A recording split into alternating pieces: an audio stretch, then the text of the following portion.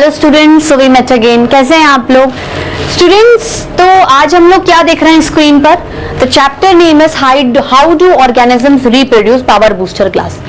ये चैप्टर मैं आपको कंप्लीट करवा चुकी थी। मैंने आपको कहा था कि मैं आपको इसकी पावर बूस्टर क्लास कुछ ही टाइम में करवा दूंगी। तो ये चैप्टर हम लोग थ्योरी वाइज कंप्लीट कर चुके थे, तो आज हम इसकी पावर बूस्टर क्लास देखेंगे। ठीक है, पावर बूस्टर क्लास में हम लोग क्या क्या देखते हैं? पावर बूस्टर क्लास में एक तो हम इसकी समरी देखेंगे, whatever the theory we have studied, उसकी शॉर्ट पॉइंट्स, जो भी आपने पढ़ा है उसका सार पढ़ेंगे, और उसके बाद हम कुछ एनसीईआरटी बेस्ड क्वेश्चंस को डिस्कस करेंगे। ठीक है, स्टार्ट करते हैं। व्हाट यू हैव लर्न्ड, अभी तक आपने क्या क्या पढ़ा है इस चैप्टर में? लेट्स सी।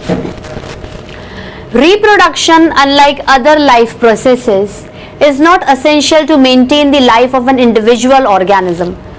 आप एक ऑर्गेनिज्म है, आपके अंदर बहुत सारे लाइफ प्रोसेसेस होते हैं, जैसे nutrition, respiration, transportation, excretion, chemical coordination, neural coordination. उसी के साथ रिप्रोडक्शन भी एक लाइफ प्रोसेस के अंदर काउंट किया जाता है। ठीक है, लेकिन ये एक ऐसा लाइफ प्रोसेस है जो बाकी लाइफ प्रोसेस जैसे होते हैं, जो भी मैंने आपको नाम बताए, वो आपके सर्वाइवल के लिए बहुत एसेंशियल है। अगर आप कोई चीज एक दिन नहीं करोगे तो that will create lots of difficulty to your life. लेकिन आप अगर रिप्रोडक्शन नहीं करते हो अपनी लाइफ में कभी भी, या आप सेक्सुअल रिप्रोडक्शन करके ऑफरिंग या बच्चे नहीं पैदा करते हो, दैट मीन्स इसका मतलब ये नहीं कि आप डेड हो जाओगे। डेथ तो तभी आएगी जब आपका सेनेसेंट फेज आएगा, जब आपका टाइम आएगा। ठीक है, sorry. Reproduction involved creation of a DNA copy and additional cellular apparatus by the cell involved in the process। Reproduction का मतलब क्या होता है कि कोई एक नई चीज रिप्रोड्यूस हो रही है, कोई एक नई चीज क्या हो रही है? रिप्रोड्यूस हो रही है। रिप्रोड्यूस होने का ये मतलब होता है कि आपकी बॉडी है, आपकी बॉडी सेल से कंपोज्ड है। ठीक है, सेल के अंदर आपके पास साइटोप्लाज्म भी है, आपके साइटोप्लाज्म में सेल ऑर्गेनेल्स भी है। यू हैव न्यूक्लियस, न्यूक्लियस के अंदर क्या है आपके पास? न्यूक्लियोटाइड है, उसके आसपास क्रोमोसोम है। ठीक है, क्रोमोसोम में जीन है, जीन में आपका डीएनए मटेरियल है। तो जब आप रिप्रोड्यूस करते हो, अपने जैसा कोई ऑर्गेनिज्म बनाते हो, तो वैसा का वैसा ही सेल आप पैदा करने की काबिलियत रखते हो। वही का वही डीएनए कॉपी हो जाता है, वही के वही सेल मेम्ब्रेन कॉपी हो जाता है, वही न्यूक्लियस कॉपी हो जाता है, वही सेल ऑर्गेनेल्स कॉपी हो जाते हैं। ठीक है, various organisms use different methods of reproduction depending on their body design. Body design है, आप यूनिसेलुलर हो, मल्टी सेलुलर हो। मल्टी सेलुलर हो तो लोअर हो मतलब बॉडी लेस कॉम्प्लेक्स है, और हायर हो मतलब बॉडी क्या है? बहुत ही ज्यादा कॉम्प्लेक्स है। उस बेसिस पर बॉडी के डिजाइन पे, बॉडी के शेप, साइज और स्ट्रक्चर पे आपका रिप्रोडक्शन क्या है? बहुत तरीके से देखा गया है। मतलब ये तरीके से भी कर सकते हो, वो तरीके से भी कर सकते हो। मतलब you have lots of methods depending on the body design.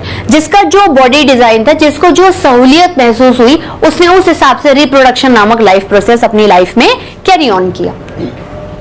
Let's see. In fission मतलब कट कर दो, फिजन मतलब ऐसे हाफ कर दो। ये क्या है? जैसे मैंने अगर इसको हाफ कर दिया तो ये दो इक्वल हाफ में हो गया, जो इसमें था इक्वली इधर भी चला गया और इक्वली इधर भी चला गया। तो in fission many bacteria and protozoa simply divide into 2 और मोर डॉटर सेल्स। फिजन में क्या है? दो तरीके के फिजन देखे जाते हैं कि अगर किसी ऑर्गेनिज्म को अपने जैसे ऑर्गेनिज्म बनाने हैं और उसको तोड़ना है, उसको फिजन करना है, तो जैसे अगर एक बार टूटा तो 2 डॉटर सेल्स बन गए, और अगर बार बार टूटा, भाई इस हिसाब से फिजन क्या है? दो तरीके से हो गए, binary fission and multiple fission. Binary fission मतलब टूट गया, 2 daughter cells equal daughter cells बन गए, उसे हम बोलेंगे बाइनरी फिजन। अब हमने कहा मल्टीपल फिजन। मल्टीपल फिजन मतलब एक बार काटो, 2 बार काटो, 3 बार काटो, 4 बार काटो, मतलब एटलीस्ट एक बार से ज्यादा बार काटो तो आपको 2 से ज्यादा डॉटर सेल्स मिले, बिल्कुल मिले। Organisms such as Hydra can regenerate if they are broken into pieces। ठीक है, हाइड्रा क्या होता है? जैसे एक्सीडेंटली किसी चीज से टकरा गया, या कोई उसको मारने आ गया, उसने उसको जोर से मार दिया और वो टुकड़ों में टूट गया, आप बोलोगे हाइड्रा तो मर गया। हाइड्रा नहीं मरा। Each and every part of hydra have the capability to regenerate itself again into a whole body of hydra. एक हाइड्रा है, दो छोटे छोटे पीसेस में टूट गया। हर पीस में ये कैपेबिलिटी है कि वो वापस से वही पेरेंट हाइड्रा बना पाएगा। उसको क्या बोलेंगे? रीजेनरेशन। मतलब हाइड्रा में रीजेनरेट करने की पावर है। They can also give out birds which mature into new individuals. अब ऐसा तो नहीं है ना कि हाइड्रा हमेशा एक्सीडेंटली ही रीजेनरेट करेगा या रिप्रोड्यूस करेगा। मान लो हाइड्रा नहीं टूटता, ब्रोकन डाउन इनटू पीसेस नहीं होता, तो किस तरीके से हाइड्रा रिप्रोडक्शन करेगा? क्या होगा? जैसे हाइड्रा की कोई भी बॉडी के एक पॉइंट पर वेरियस मल्टीपल सेल डिविजन्स होते हैं और वो डिवीजन करते करते बिल्कुल वैसा का वैसा एक बड बना लेता है। एक छोटी सी कली खिल जाती है जिसमें सेल है, वो सेल डिवीजन से बना है।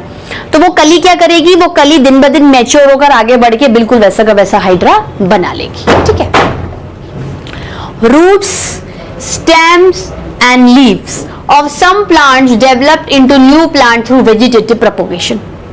ये तो क्या था? आप एनिमल्स की बात कर रहे थे। अगर हम प्लांट्स की बात करें तो प्लांट में जो मेन कौन से पार्ट्स होते हैं प्लांट के? Root, stem and leaf. कौन से पार्ट होते हैं? Root, stem and leaf. तो रूट में भी ये कैपेबिलिटी है कि वो अपने जैसा प्लांट बना ले। जैसे एप्पल का प्लांट बनाना है आपको, तो एप्पल के प्लांट की रूट में कैपेबिलिटी है कि एप्पल प्लांट बना लेगा, स्टेम में कैपेबिलिटी है कि एप्पल प्लांट बना लेगा, और लीफ में भी कैपेबिलिटी है कि एप्पल प्लांट बना लेगा। ठीक है स्टूडेंट्स, बात क्लियर हो रही है? और उस प्रोसीजर को क्या बोलते हैं? उस प्रोसीजर को बोलते हैं वेजिटेटिव प्रोपगेशन।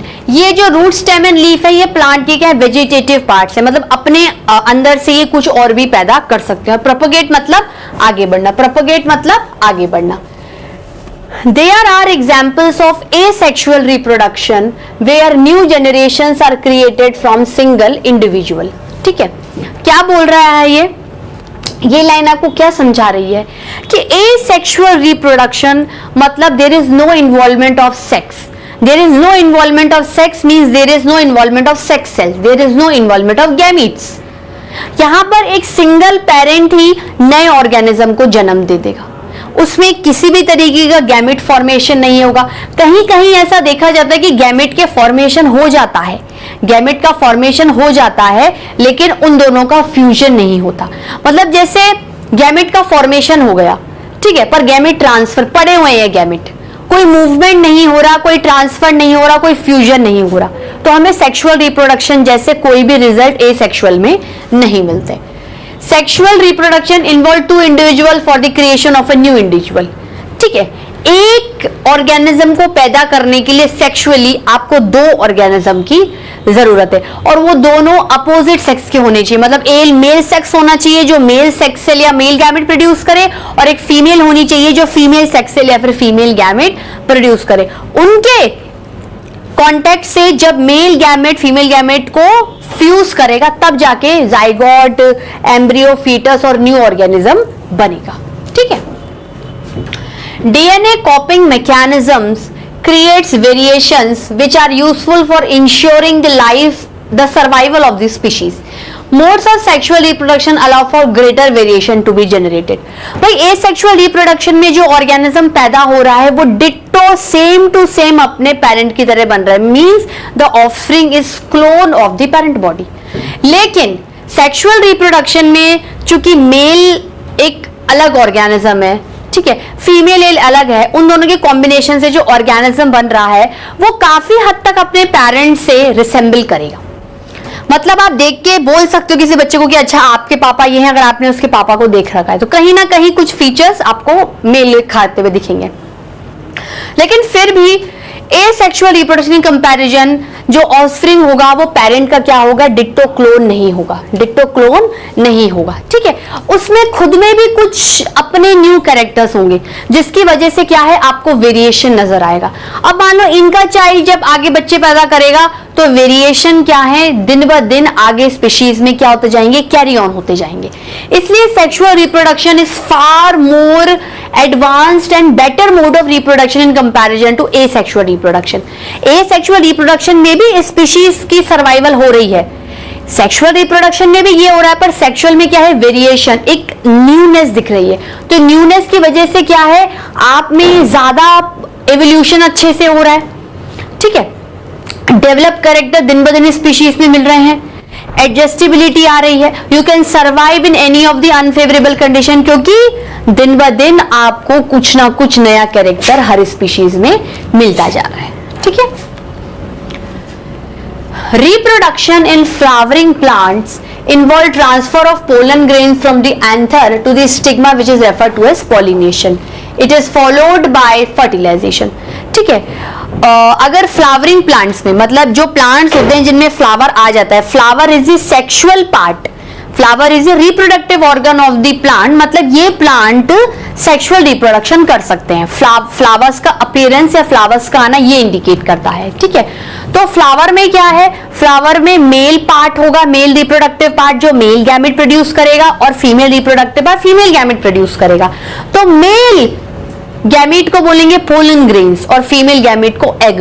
तो जिस प्रोसीजर से गैमेट का ट्रांसफर होगा, ये तो फॉर्मेशन हो गया, लेकिन ट्रांसफर हो गया, फ्यूजन जरूरी है, तभी तो सेक्सुअल रिप्रोडक्शन कंप्लीट होगा। तो जो एंथर है, एंथर एक मेल रिप्रोडक्टिव पार्ट है, उसके ऊपर मेल गैमेट पोलन ग्रेन्स जब उठ के फीमेल रिप्रोडक्टिव पार्ट के स्टिग्मा पे जाएंगे। फीमेल रिप्रोडक्टिव पार्ट 3 पार्ट का होता है, स्टिग्मा, स्टाइल एंड ओवरी, और ओवरी के अंदर एग होता है। तो फाइनली पोलन ग्रेन को सबसे पहले स्टिग्मा पे पहुंचना पड़ेगा। तो द अराइवल और the transfer of pollen grain from anther to the stigma is called pollination, और उसके बाद ही फ्लावरिंग प्लांट्स में फर्टिलाइजेशन होता है। Changes in the body at puberty, puberty मतलब ये वो एज है जिसमें आपकी general body growth slow down होगी और रिप्रोडक्टिव ग्रोथ, बॉडी रिप्रोडक्शन के लिए रेडी करेगी अपने आप को, मतलब रिप्रोडक्टिव जो ऑर्गन्स होंगे उन्हें डेवलप करेगी और उनमें मेल गैमेट का फॉर्मेशन स्टार्ट करेगी। एज गर्ल्स के लिए 11 से 13, लड़कों के लिए 13 से 15, ठीक है। such as increase in breast size in girls and new facial hair growth in the boys are signs of sexual maturation. इस टाइम पे क्या होगा, प्यूबर्टी के टाइम पे सेक्सुअल जो रिप्रोडक्टिव ऑर्गन्स होते हैं वो डेवलप होने लग जाते हैं, उनके अंदर गैमीट्स के साथ साथ हार्मोन्स पैदा होते हैं, जैसे मेल्स में टेस्टोस्टेरोन एंड फीमेल्स में ईस्ट्रोजन एंड प्रोजेस्टेरोन। ये हार्मोन्स क्या करते हैं, देखो गैमेट का फॉर्मेशन तो करेंगे ही, ठीक है, मेल की टेस्टिस में स्पर्म्स और फीमेल के ओवा, ओवरी में ओवा, ठीक है। Male reproductive organ testis, female reproductive organ ovary, mail gamete sperm, female gamete ओवा, एग या ओवम, कुछ भी बोल सकते हो, ठीक है। पर इनके अलावा भी आप में कुछ और सेक्सुअल मैच्योरिटी और चेंजेस आते हैं, वो चेंजेस इंडिकेट करते हैं कि आप में रिप्रोडक्टिव ग्रोथ स्टार्ट हो गई है, आपकी बॉडी रिप्रोडक्शन के लिए रेडी करी है। मॉर्फोलॉजिकली यू कैन प्रिडिक्ट कि अब ऐसा हो रहा है मेरी बॉडी में, ठीक है। कैसे, ये सब चीजें मैं आपको पहले बता चुकी थी, just I am revising it. The mail reproductive system in human being consists of testis which produce sperms, ठीक है। और कौन से रिप्रोडक्टिव पार्ट्स आते हैं, vas deferens, seminal, vesicle, prostate gland, urethra and penis, ठीक है। The female reproductive system in human beings consists of ovaries, fallopian tubes, uterus and vagina. I have already told you this structure, even मैंने diagram भी बना के बताया है आपको, just I am revising it. Male reproductive के जितने भी पार्ट्स है उसमें सबसे इंपॉर्टेंट पार्ट कौन सा है, testis, because it is responsible for the formation of male gametes that is sperm. और फीमेल जो रिप्रोडक्टिव सिस्टम है उसमें जितने भी पार्ट्स हैं, सबसे important part ovary, because it is responsible for the formation of female gamete that is ova. You can easily relate ovary with ova, ovary with ova, ठीक है। एग नहीं याद है तो ओवा बोल लो, एक ही मतलब है, ठीक है। आई थिंक दिस इज आपकी ये लास्ट स्लाइड थी पढ़ाने की, हो सकता है मुझसे आगे चला गया होगा। Sexual reproduction in human being involve the introduction of sperm in the vagina of the female. Fertilization occurs in the fallopian tube. आपकी फीमेल की बॉडी में एक्चुअली मेल स्पर्म एंटर करना चाहिए, ठीक है। मेल स्पर्म फीमेल की vagina एक whole होता है, उससे एंट्री लेता है और कहां पर जाना चाहिए, फेलोपियन ट्यूब है, क्योंकि फीमेल की बॉडी ओवरी जब ओवा बनाती है तो वो उसे फेलोपियन ट्यूब में रिलीज कर देती है। तो जहां पर ओवा होगा वहीं पर स्पर्म को जाना होगा। तो एक्चुअली साइट कौन सी है? फीमेल में फर्टिलाइजेशन हो रहा है, पर what is actually the site? Reproductive system के कौन से पार्ट पे ये काम हो रहा है? Fallopian tube. वहीं फिर फर्टिलाइजेशन होगा, जाइगोट बनेगा, जाइगोट डेवलप होता जाएगा, एम्ब्रियो में कन्वर्ट होगा और फाइनली एम्ब्रियो यूट्रस में इंप्लांट हो जाएगा। वहीं पर फीटस का डेवलपमेंट होगा और उसी वेजाइना से जहां से स्पर्म ने एंट्री ली थी उसी वेजाइना होल से रिवर्स बैक करके चाइल्ड का बर्थ हो जाएगा। तो वेजाइना को बर्थ कैनाल भी बोलते हैं। ठीक है। Contraception to avoid pregnancy can be achieved by the use of condoms, oral pills, copper T and other methods. Contraception मतलब प्रेगनेंसी अवॉइड करो। Don't allow the sperm from the male body to enter inside the female body. वो enter नहीं होगा, enter नहीं होगा तो ovary जो ओवा रिलीज कर रही है फेलोपियन ट्यूब में उसके पास नहीं जाएगा। ठीक है। तो बहुत सारे मेजर्स है, उसमें कुछ मेजर्स मेल्स भी ले सकते हैं, कुछ फीमेल्स भी ले सकती हैं और ये सारे मेथड्स हैं। या तो आप क्या है कॉन्डोम्स यूज करिए मेल्स, या फिर फीमेल्स क्या है ओरल पिल्स है, रोज की एक दवाई खानी है, रोज की एक पिल खानी है। आप खुद से नहीं लेंगे ये कोई भी। It is advisable not to take any pill by own. Consult the doctor. ठीक है। एनी सीनियर फिजिशियन या if you are related to girls problem then आप गायनोकोलॉजिस्ट से कंसल्ट करिए। खुद से कोई भी मेडिसिन सिर्फ किताबों में पढ़ के मत लीजिए, क्योंकि उनके साइड इफेक्ट भी होते हैं। तो सिर्फ लिखा हुआ है, उसका क्या डोजेज है, हो सकता है आप उसके साथ कोई और मेडिसिन भी खा रही हो जो रिएक्शन कर रहा है। तो consult a senior doctor before taking any pill, before taking any medicine, चाहे आप किसी भी प्रॉब्लम से गुजर रहे हो। ठीक है। ओरल पिल्स में क्या होता है, जैसे आपने पिल खाई रेगुलर तो ओवरी ओवा बनाती ही नहीं है। ओवरी क्या करती है? ओवा बनाती ही नहीं है, या बनाती है तो फेलोपियन ट्यूब में रिलीज नहीं करती है। स्पर्म आएगा भी तो उसको ओवा दिखेगा ही नहीं, ओवा दिखेगा ही नहीं तो फर्टिलाइजेशन होगा ही नहीं, फर्टिलाइजेशन होगा ही नहीं तो फीमेल प्रेग्नेंट नहीं होगी। ठीक है स्टूडेंट्स, तो आप इसको देख लीजिए। अपन लोग फिर एनसीईआरटी बेस्ड क्वेश्चन स्टार्ट करते हैं। अपनी जो पावर बूस्टर क्लास है वो कंप्लीट हो गई। ठीक है। इन पॉइंट्स को एक बार अच्छे से देख लीजिए। So students, power booster class में समरी देख ली थी। चलिए अब कुछ एनसीईआरटी बेस्ड क्वेश्चंस को देखते हैं। Question number 1, asexual reproduction takes place through budding. Options है amoeba, yeast, plasmodium, leishmania. Amoeba में फिजन से होता है, प्लाज्मोडियम लिशमानिया में भी फिजन से होता है। ईस्ट में किससे होगा? बडिंग से। So answer B is yeast. Question number 2, which of the following is not a part of female reproductive system in human being? अब फीमेल रिप्रोडक्टिव सिस्टम में क्या है? ठीक है, देखो, it is a spelling mistake student, it is not vas detrus, it is vas deferens. Okay, you आप लोग correct कर लीजिए, एक बार कंफ्यूज मत होइएगा। फीमेल रिप्रोडक्टिव सिस्टम में कौन से पार्ट्स आते हैं? Ovary, fallopian tube, uterus, cervix and vagina. क्या vas deferens female reproductive system का पार्ट है? वो मेल रिप्रोडक्टिव सिस्टम का पार्ट है। जैसे आपका टेस्टिस हो गई, वास डेफरेंस, ठीक है, इजैक्यूलेटरी डक्ट हो गई आपकी, है ना, और seminal vesicle, Cowper's gland, prostate gland, ये सारे मेल रिप्रोडक्टिव सिस्टम के पार्ट आते हैं। ठीक है। So the answer is vas deference, यहां पर सही लिखा हुआ है। Question number 3, the anther contain. Anther क्या है? एंथर मेल रिप्रोडक्टिव ऑर्गन है प्लांट्स का, फ्लावरिंग प्लांट्स का। प्लांट्स जो फ्लावर देते हैं वो सेक्सुअल रिप्रोडक्शन कर सकते हैं। ठीक है। तो फ्लावर में क्या है? अगर मेल फ्लावर है मतलब उसमें मेल रिप्रोडक्टिव पार्ट है, मेल रिप्रोडक्टिव ऑर्गन है जिसमें मेल गैमीट है, और फीमेल फ्लावर का मतलब फीमेल रिप्रोडक्टिव पार्ट है, उसमें फीमेल गैमीट है। ठीक है। तो एंथर में क्या क्या होता है? Male gamete. क्या सेपल्स मेल गैमेट है? नहीं। ओव्यूल भी नहीं, कार्पल भी नहीं, pollen grains. Question number 4, what are advantages of sexual reproduction over asexual reproduction? क्या बेनिफिट है सेक्सुअल रिप्रोडक्शन के एसेक्सुअल के ऊपर? A new organism is produce combining characters of both parent. Male के भी दिखेंगे, फीमेल के भी दिखेंगे, मतलब दोनों के कैरेक्टर्स आएंगे equally. Variations are introduced which in turn ensures survival of a species. Newness, कोई नया कैरेक्टर, कुछ न्यू चेंजेस दिखेंगे, जिसकी वजह से स्पीशीज में कोई ना कोई अच्छी चीज हर बार ऐड होती जाएगी और दिन ब दिन सर्वाइवल ऑफ स्पीशीज क्या हो जाएगा, ज्यादा होता जाएगा। Accumulated variations over a period of time give rise to evolution, ठीक है। और अगर दिन ब दिन ये वेरिएशन आते गए तो कैरेक्टर्स और ज्यादा डेवलप होते जाएंगे, तो प्रॉपरली एवोल्यूशनरी ऑर्गेनिजम्स का जन्म होगा कि इसमें ये नहीं था, फिर और आगे आओगे और नए कैरेक्टर आएंगे और आते आते इतने एडवांस और डेवलप हो जाएंगे कि आपकी species the fittest, the most advanced species कहलाएगी। Two parents can take care of the new organism, कोई एक नया बच्चा आ रहा है, पापा का भी अटेंशन मिल रहा है, मदर का भी अटेंशन मिल रहा है, फादर का भी, तो the new organism in sexual reproduction is taking attention from both the parents, it is more beneficially, उसको ज्यादा अटेंशन मिलेगा, ज्यादा केयर होगी, तो वो ज्यादा अच्छे से ग्रोथ एंड डेवलपमेंट कर पाएगा।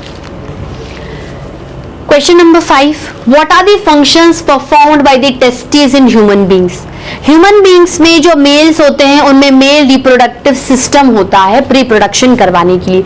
सिस्टम ऑर्गन्स का बनता है, पार्ट्स का बनता है, तो उनमें से एक मेन पार्ट जो है उसका नाम टेस्टिस है। क्या काम है उसका? Function of testis produce sperms, एक काम तो ये, मतलब male gamete, male germinal cell, male sex cell, ठीक है, मेल जर्म सेल, और दूसरा काम क्या है, मेल हार्मोन टेस्टोस्टेरोन प्रोड्यूस करना, जिसकी वजह से आपको सेकेंडरी सेक्सुअल कैरेक्टर्स नजर आएंगे। And you very well know, I am not going to repeat the same thing again and again at every topic, पर आपको पता है what I am telling you या what you understand by the secondary sexual characters. Question number 6, why does menstruation occur. Females में जो हर month की menstrual cycle होती है वो क्यों होती है, ठीक है। देखो एक एक करके पॉइंट सिंपल फॉर्म में लिखा हुआ है। सबसे पहले an egg is release from either of the ovaries every 28 days in a female. हर 28वें दिन आपकी जो पेयर्ड ओवरीज हैं, दोनों तरफ होती हैं, तो ओवरीज हो गई, पेयर्ड ओवरीज ओवा बना के फैलोपियन ट्यूब में रिलीज कर देती है, ओवा बना के फैलोपियन ट्यूब में रिलीज कर देती है। अब जैसे ओवा बना और रिलीज हुआ, यूट्रस को पता चल गया, ठीक है, यूट्रस क्या करेगी, अपने आप को प्रिपेयर करेगी, अपने आसपास एक thick covering richly supplied with blood capillaries, जिसको एंडोथीलियम बोलते हैं, वो बना लेगी, एंडोमेट्रियम, ठीक है। Uterus prepare to receive the foetus, क्योंकि यूट्रस को थोड़ी पता है कि फर्टिलाइजेशन नहीं होगा, वो तो फर्टिलाइजेशन के हिसाब से अपने आप को प्रिपेयर करती है, ठीक है। एंडोमेट्रियम थिकन्स, जो यूट्रस की सबसे इनर वाली वॉल है, जो सर्विक्स और विजाइना को फेस करती है, वो एंडोमेट्रियम कहलाती है, जिसमें भर भर के ब्लड की सप्लाई होती है, क्योंकि ब्लड क्या करता है, ब्लड एक कनेक्टिव टिश्यू है। ब्लड क्या है, कनेक्टिव टिश्यू है, जो सामान का आदान प्रदान करके ट्रांसपोर्ट कर सकता है, इसलिए मैक्सिमम ब्लड कैपिलरीज को डालेंगे, जिससे कि वो आर्टरीज वेन की कॉम्बिनेशन में चीजों का ट्रांसपोर्टेशन बड़ी इजीली कर लें, ठीक है। मान लो फर्टिलाइजेशन नहीं हुआ, कोई जायगोट नहीं बना, the sperm will not come and fertilize the ova released by the ovary in the fallopian tube। क्या रिजल्ट होगा, जब कोई चीज है ही नहीं जिससे एंडोमेट्रियम नरिश कर, एंडोमेट्रियम फूट जाएगी, बर्स्ट हो जाएगी ना, वो थोड़ी रहेगी बार बार, वो तो बहुत ज्यादा मोटी हो जाएगी, ठीक है। तो एंडोमेट्रियम क्या हो जाएगा, जैसे बर्स्ट होगी, एंडोमेट्रियम के साथ डेड ओवा आपके विजाइनल ओपनिंग से बाहर आ जाएगा, ठीक है। और ये कब तक चलेगी, ब्लीडिंग फेज, ये जो ब्लीडिंग मेंस्ट्रुअल साइकिल में ये 3 से 5 दिन तक चलती है, ठीक है। Question number 7, what are the different methods of contraception, avoid pregnancy if we don't want the sperm will go and fertilise the ova. हम नहीं चाहते हैं कि मेल गैमेट स्पर्म फीमेल की विजाइना से होकर उसकी ओवरी से रिलीज किए ओवा को फैलोपियन ट्यूब में फर्टिलाइज करे, तो मैं क्या मेजर्स करूं। डिफरेंट मेथड, सबसे पहले condoms, balloon like lasting covering that tightly fits over the penis collects ejaculated sperm during intercourse। Sperms को विजाइना में एंट्री नहीं मिलेगी। oral contraception pill does not allow evolution to occur। evolution मतलब formation of ova by the ovary and it release into the fallopian tube, ये procedure होगा ही नहीं। तो if the sperm come, कोई ओवा नहीं नजर आ रहा, कोई फर्टिलाइजेशन नहीं हो रहा, mother the female will not get pregnant, ठीक है। सर्जिकल मेथड, सर्जिकल मतलब कोई चीज काट दो, एंट्री को प्रोहिबिट कर दो, vasectomy, removal of a small portion of vas deferens, ठीक है, वास डेफरेंस को काट दोगे तो स्पर्म्स बाहर नहीं आ पाएंगे, बाहर नहीं आ पाएंगे तो आगे ट्रेवल नहीं कर पाएंगे, they will not enter into the penis, penis में नहीं आएंगे तो उनको कोई रास्ता नहीं मिलेगा कहीं जाने का। Tubectomy, it is tubectomy, it is not tubetomy, E के बाद आप लोग सी लगा लीजिएगा, ठीक है। Tubectomy, removal of a small portion of fallopian tube, fallopian tube को कट कर दिया, भले ही ओवा पड़ा हुआ है, कट करने से स्पर्म कैसे ओवा से मिलेगा, मिलेगा नहीं, फर्टिलाइजेशन होगा ही नहीं, the female will not get pregnant. Question number 8, how are the modes for reproduction in unicellular and multicellular organism, क्या क्या तरीके हैं इनमें रिप्रोडक्शन के लिए। यूनिसेल्युलर एक सेल का है, एक ही सेल स्ट्रक्चर भी है, फंक्शन भी है। एसेक्सुअल रिप्रोडक्शन, या तो काट दो या फिर अपनी बॉडी से ही कुछ बना लो, बहुत सारे मेथड होते हैं, जैसे फिजन हो गया, बडिंग हो गया, फ्रेगमेंटेशन हो गया, रीजनरेशन हो गया, इस तरीके से। और अगर हम मल्टी सेल्यूलर की बात करें तो उसमें बहुत सारे सेल्स हैं, तो बहुत सारे सेल्स में भी अगर ऑर्गेनाइजेशन सिंपलर है तो सिंपलर में अभी भी एसेक्सुअल होगा, और अगर सेल्स एग्रीगेट करके टिश्यू ऑर्गन सिस्टम करके सिस्टम को कॉम्प्लेक्स कर गए तो एसेक्सुअल ना होकर सेक्सुअल हो जाता है। Question number 9, how does reproduction help in providing stability to population of species. Stability मतलब स्थिरता, स्थिरता की मतलब जैसा चल रहा है कांस्टेंट वैसा चलने दो, डिस्टर्ब मत करो। There had been no reproduction of a species, the species would have disappeared. क्या बोला है इसमें, रिप्रोडक्शन कैसे मदद करता है पॉपुलेशन ऑफ स्पीशीज को, मतलब पॉपुलेशन में जो भी स्पीशीज है, ह्यूमन बींग्स की अपनी स्पीशीज है, कैट्स की अलग है, डॉग्स की अलग है, काऊ की अलग है, कैमल की अलग है, जिकॉल की अलग है, तो इन सबको बरकरार कैसे रखा जाए, इसका आंसर है there had been no reproduction of species. अगर स्पीशीज में कोई रिप्रोडक्शन नहीं हो, गैमेट्स का फॉर्मेशन नहीं हो, गैमेट्स का फ्यूजन नहीं हो, या सिंपली वो खुद को डिवाइड करके एसेक्सुअली भी अगर रिप्रोड्यूस नहीं करें, the species would have disappeared. क्योंकि अगर आप किसी को जन्म देते हो तो वो आदमी वो कोई पर्टिकुलर ऑफस्प्रिंग अपनी ग्रोथ फेज, जुवेनाइल फेज को क्रॉस करके रिप्रोडक्टिव फेज में आ जाएगा। अगर वो रिप्रोडक्शन नहीं करता तो उसका सेनिसेंट फेज भी आएगा, सेनिसेंट फेज के बाद वो मर जाएगा। तो अगर उसने अपने जैसा कोई प्री आदमी नहीं छोड़ा तो वो चीज क्या हो जाएगी, खत्म हो गई ना, वो आगे बढ़ेगी ही नहीं। बोलते ना हमारा वंश आगे ही नहीं बढ़ेगा, ठीक है। would have disappeared with time as the organism would age and die with time. Thus reproduction retains the population of a species. लेकिन हर बार रिप्रोडक्शन होगा, हर बार कोई न्यू ऑर्गेनिज्म पैदा होगा, हर बार कोई वेरिएशन आएंगे, न्यू कैरेक्टर्स आएंगे, तो आपके पास क्या है, दिन ब दिन चीजों की मतलब क्या होगी, कांस्टेंट चलता रहेगा, खत्म नहीं होगी कोई चीज, ठीक है। What could be the reasons for adopting contraceptive methods? To avoid unwanted pregnancy. भाई जैसे आपने अभी एक बच्चा कर लिया, आप चाहते हो कि मैं उसे फुल अटेंशन दूं, 4-5 साल बाद दूसरा करूं, लेकिन आपको ध्यान नहीं रहा और आपने विद इन 6 मंथ में कर लिया, तो ना तो आप पहले बच्चे को अटेंशन दे पाओगे और प्रेग्नेंट हो जाओगी तो वैसे ही नहीं अटेंशन दे पाओगे, तो पहले बच्चे को भी लॉस है और आपकी हेल्थ को भी लॉस है, ठीक है। तो unwanted pregnancy, to maintain proper gap between children, दोनों इंटर रिलेटेड है। Restrict total number of children, एक पॉपुलेशन एक्सप्लोजन होगा कि आप हर साल बच्चे पैदा करते जा रहे हो, तो ज्यादा से ज्यादा ऐसा बोला जाता है कि माँ बाप 2 बच्चों की परवरिश काफी हद तक अच्छा कर लेते हैं। जिस तरीके से आपकी डेवलपमेंट हो रहा है, महंगाई बढ़ रही है, जॉब्स की पहल शॉर्टेज हो रही है, ठीक है, तो उस हिसाब से नॉट दैट सेंस की जॉब्स की शॉर्टेज है, जॉब सबके पास है, हर कोई मेहनत कर सकता है, लेकिन फिर भी अगर आप अपने घर में 8-10 बच्चों को पैदा कर लोगे तो क्या आप हर बच्चे को वो अटेंशन दे पाओगे? क्या दोनों पेरेंट्स सारे बच्चों को एक साथ टाइम दे पाएंगे? आप भी काम करोगे, थकोगे, you have that sleeping level, irritating level, लेकिन अगर आपके 1 या 2 बच्चा है तो you can maintain that time and balance their nature, कि भाई ठीक है इसको ये पसंद नहीं है, आप समझा सकते हो, मतलब प्रॉपर तरीके से पेरेंट्स 2 बच्चों को इजीली टाइम दे सकते हैं, ठीक है स्टूडेंट्स। इसी के साथ आज आपकी हाउ डू ऑर्गेनिजम्स रिप्रोड्यूस की पूरी पावर बूस्टर, मतलब पूरी तरीके से चैप्टर आज कवर अप हो जाता है। घर पे जाइए, थ्योरी अच्छे से पढ़िए, क्वेश्चंस को देखिए, कोई प्रॉब्लम आ रही है मुझसे पूछ लीजिए, ठीक है students. Till then bye bye, have a nice day.